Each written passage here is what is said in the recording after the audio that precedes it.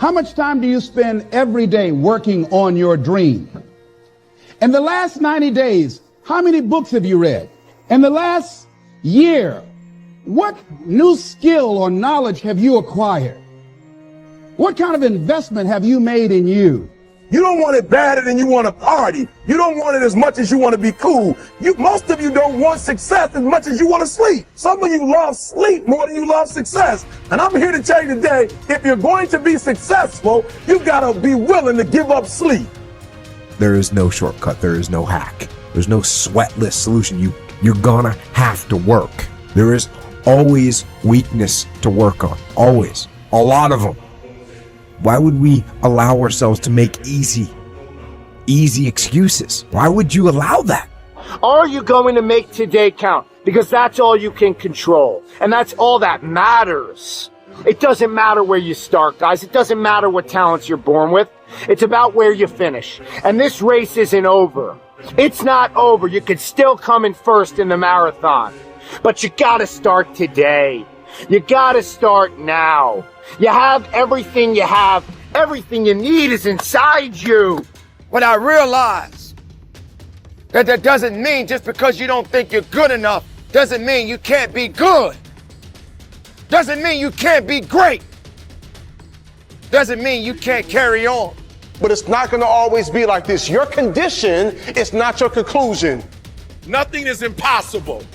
So you have to decide before you leave, what's that first thing that's been impossible for you? I want you to attack it and overcome it. Because if you run from the adversity that you're going through today, you'll forever be at that level in which you're going through for the rest of your life. One day you'll look back on your life and appreciate the struggle and have nothing but gratitude for everything that happened along the way. And you come to recognize that in return, you're given the chance to earn the greatest edge of all, and one that can never be taken away. You have enough right now to change your life. You have enough right now to flip this world upside down. You have enough. You got enough power. You got enough anointing. You got enough grace. You got enough patience. You got enough gifting to make your money, get out of debt, get yourself together, and change everything about your world. Realize that you have the ability to make an impact. You have an opportunity to change that story in your head. Put yourself out there, because when you do, amazing things happen. The essence of life is growth. The essence of life is growth, to do the best you can. And here's what's interesting. Humans are the only life form that will do less than they possibly can. Humans are the only life form that will settle for less. Every other life form except human beings strive to its maximum capacity. How tall will a tree grow?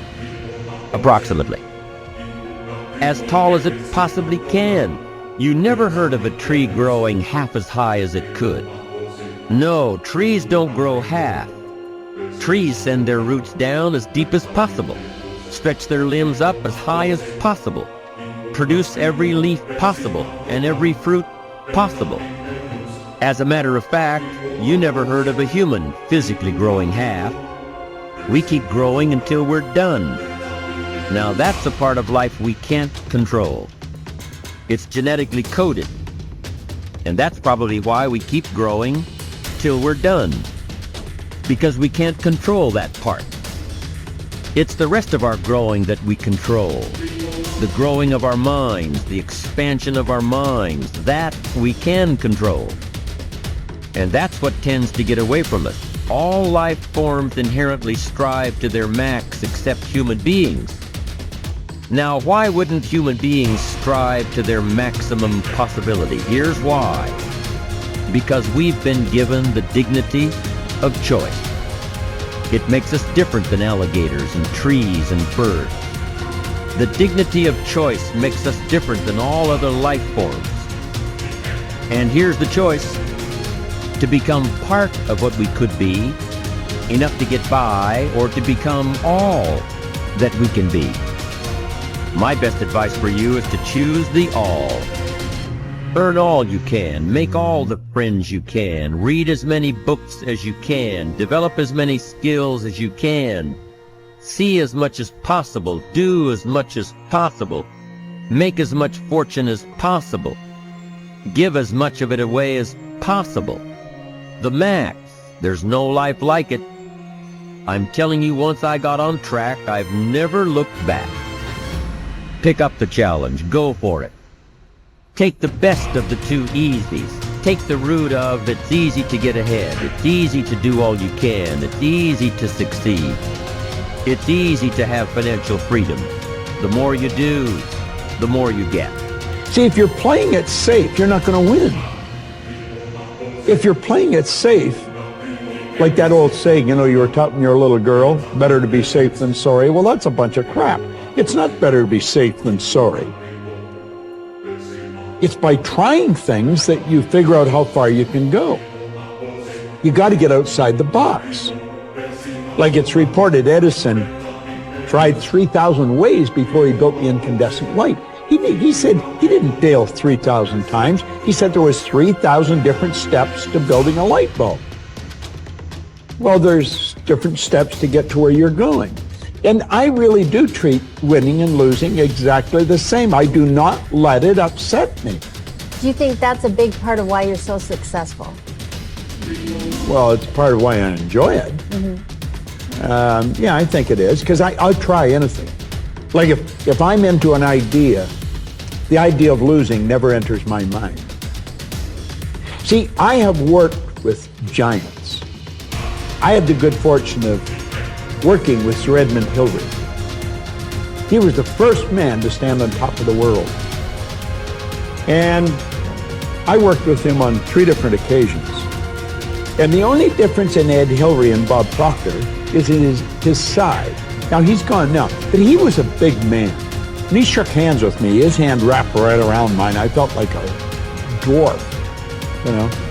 And talking to him, like it never entered his mind he wouldn't get to the top of the mountain. But he failed in 1951. He failed in 1952.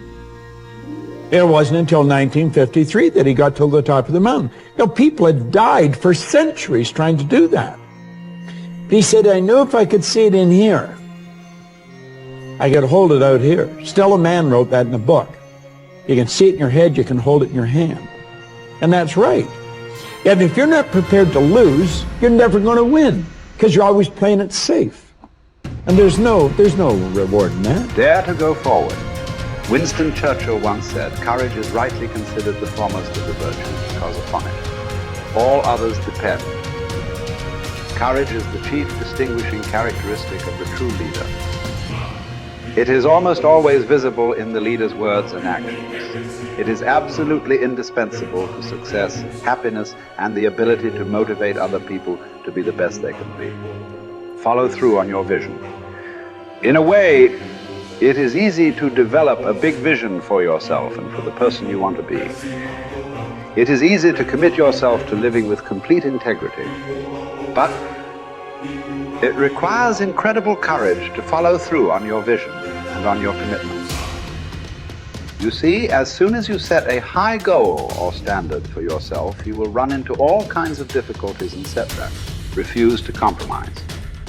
You will be surrounded by temptations to compromise your values and your vision. You will feel an almost irresistible urge to get along by going along. Your desire to earn the respect and cooperation of others can easily lead to the abandonment of your principles. And here is where courage comes in. Stick to your principles. Courage combined with integrity is the foundation of character. The first form of courage is your ability to stick to your principles, to stand for what you believe in and to refuse to budge unless you feel right about the alternative. Courage is also the ability to step out in faith, to launch out into the unknown, and then to face the inevitable doubt and uncertainty that accompany every new venture. Avoid the comfort zone. Most people are seduced by the lure of the comfort zone. This can be likened to going out of a warm house on a cold, windy morning. The average person, when he feels the storm swirling outside his comfort zone, rushes back inside where it's nice and warm. But not the true leader. The true leader has the courage to step away from the familiar and comfortable and to face the unknown with no guarantees of success. It is this ability to boldly go where no man has gone before that distinguishes you as a leader from the average person. This is the example that you must set if you are to rise above the average.